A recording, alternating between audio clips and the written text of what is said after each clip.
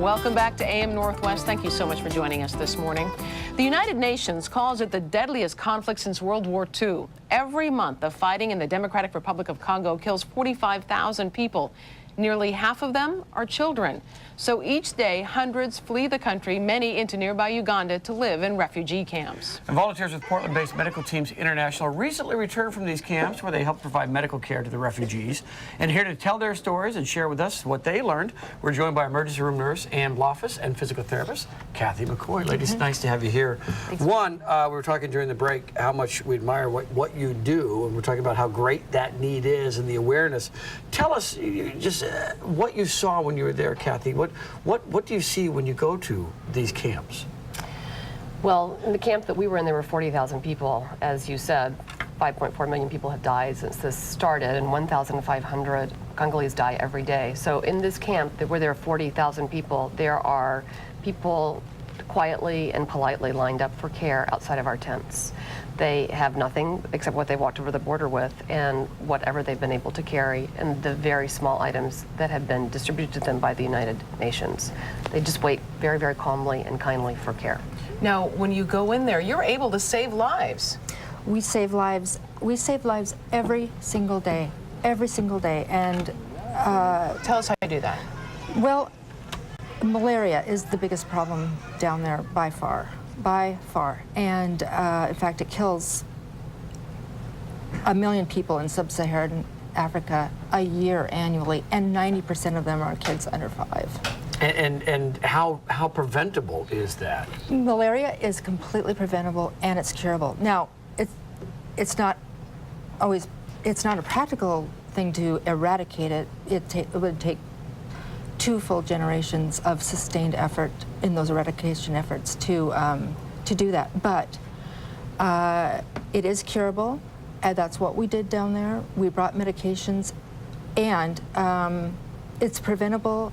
The deaths are preventable with bed nets. Just a simple use of a excuse me, bed net. Yeah, $8. From infant on up, the day they're born, bed nets will dramatically decrease the And you go there and you provide this medical care, and there are ER docs and other doctors and nurses and therapists who go, and what kind of, besides malaria, what kind of attention, medical attention, are you providing? What are the great needs that you're encountering?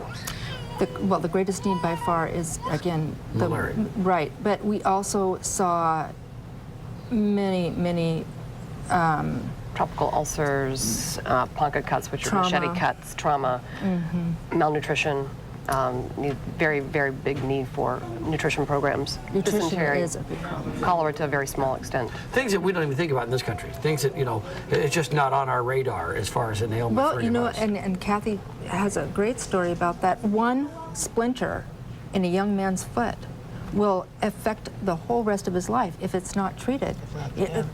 One thorn in a foot that's this long, which is unable for us to be able to even fathom, not being able to go to an emergency room and having a splinter removed, can result in infection, loss of toe, sequential amputation, loss of foot. Why is it important for us to take part in helping out in any way we can? We are so interrelated. The Congo is the richest nation in Africa, and out of that, many minerals are extracted, including the coltan used in our cell phones every day.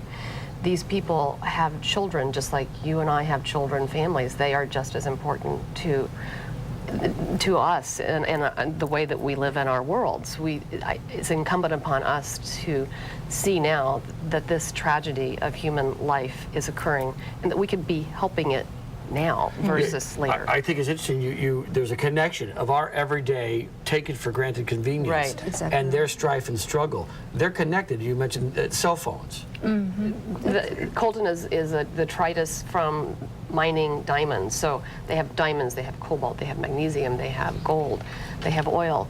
So they are unfortunate to live in a very mineral-rich country. The things that they have, the Western countries are using, and while we feel like that we've lost values in our portfolios and on Wall Street, we live in a country of excess, the Western world. There is no excess. They have no margin for error. If they don't have enough beans to eat, they die. If they don't have the medication to take care of infection, they die. We don't have enough time to go as deep as we need to go. We want folks to know that they can find out more, they can help more. We've got information on our website at KATU.com. And to think just an $8 bed netting could $8 really bed net help. Could make a will huge save difference. a child's life. It really will. All right, Thank you we'll have both to so talk much. again. Thanks for coming in, Appreciate and thanks for all you do. Really, thank you. It's our privilege. Thank you. Coming up, blues, rock, and folk come to